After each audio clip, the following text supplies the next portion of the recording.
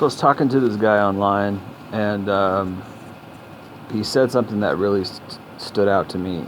And I was talking in I think it's a PUA group, something like that, or like self-improvement group for men who want to get better at speaking with women. I can't remember what it's called, but it's kind of along the lines of PUA group slash like self-improvement group. Not strictly a PUA group, not strictly a self-improvement group. Like men who want to better themselves with women or something like that. Forget.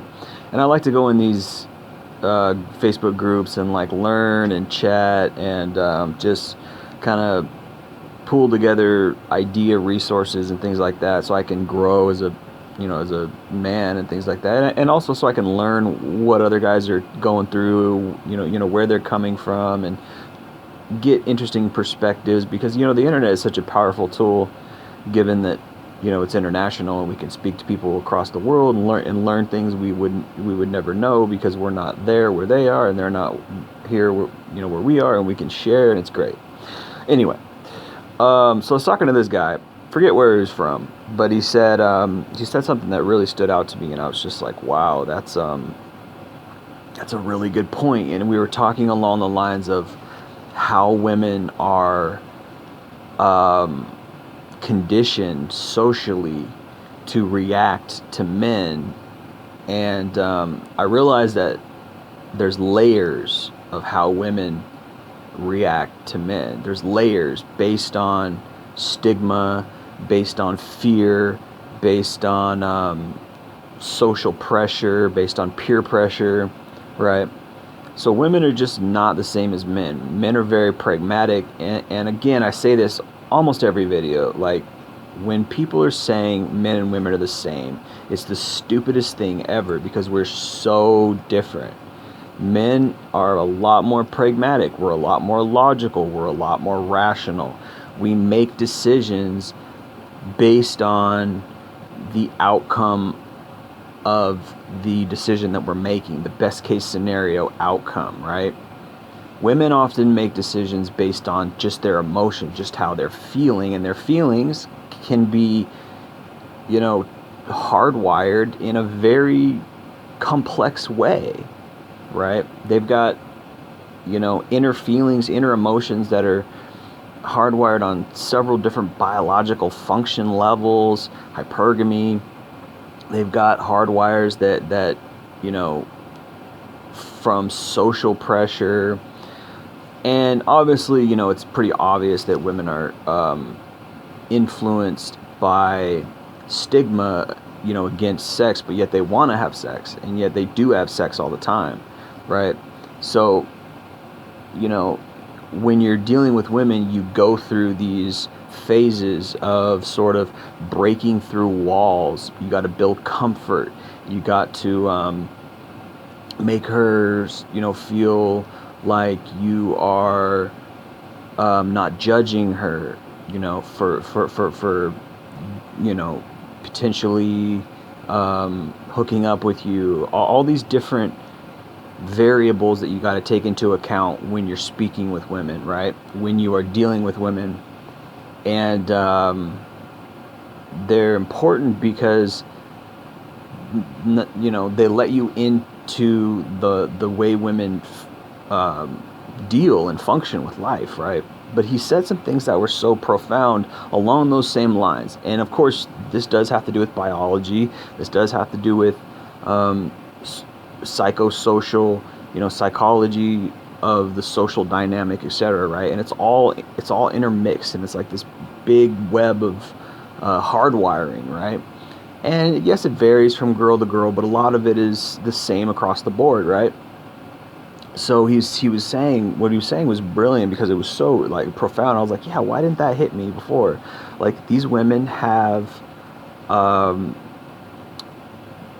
biological triggers to be attracted to money, to be attracted with a man with money or status, right? But they've also got, these societal triggers that they want to feel comfort. They want to feel like they're not being judged, right?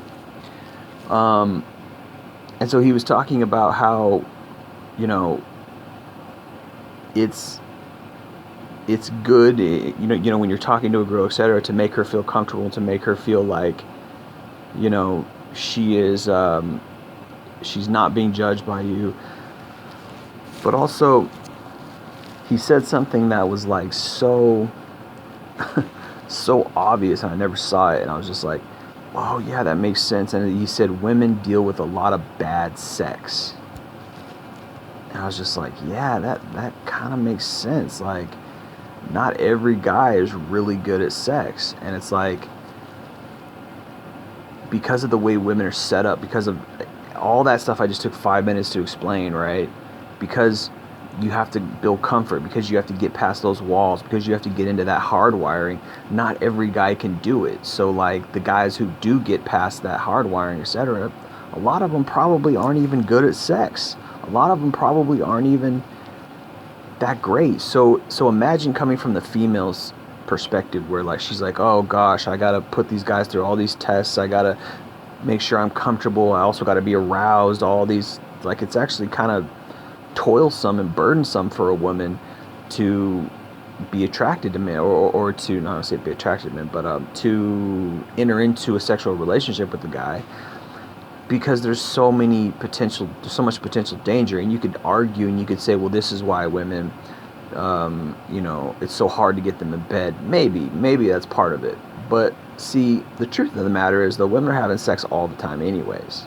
So there are guys out there who get it, and there are guys out there who know how to build comfort, who know how to make them feel like they're not being judged, and they know how to get to that point. The question is, are those guys good at sex? Because what he said was so profound. I was like, yeah, that makes freaking sense. Girls are so hard up for a guy who's actually good in bed. Girls are so hard up for a guy like with a nice cock, because they get so much bullshit, they get so much riffraff. And I was like, yeah, that makes sense, and everything you're saying makes sense. But at the same time, the truth of the matter is, they're out there banging these guys. So it's like, do I really feel sorry for them? Like, why can't you pick a better guy?